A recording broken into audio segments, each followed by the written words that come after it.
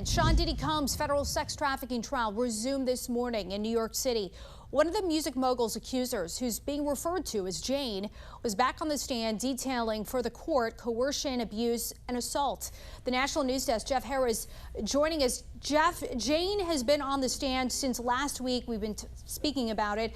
Her testimony today was the most revealing, though. Tell us more about what she said. So Jane testified about everything from paying a male entertainer, physical abuse, and even being with Combs the day the CNN surveillance video was actually released.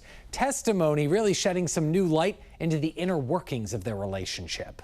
Monday in court, Jane reading texts from 2023, Combs pressuring her to send provocative messages, testifying she didn't want to play that role anymore. It's dark, sleazy, and makes me feel disgusted with myself. Jane saying she told Combs she didn't want to feel obligated to perform out of fear of losing the roof over her head. I'm not a porn star. I'm not an animal.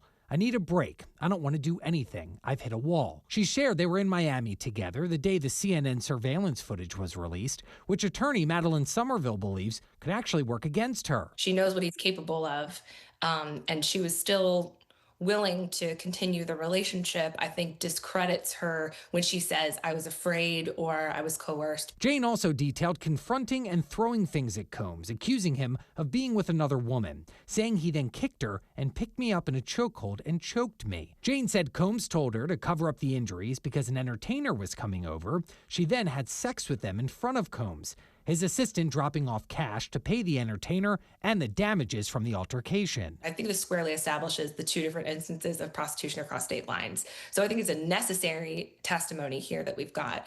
But if what we're tracking is whether or not we can prove sex trafficking or RICO, I don't think we have that here.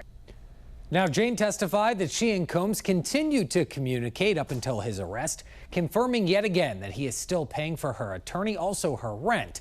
Cross-examination is expected to begin on Tuesday. Reporting for the National News Desk, I'm Jeff Harris.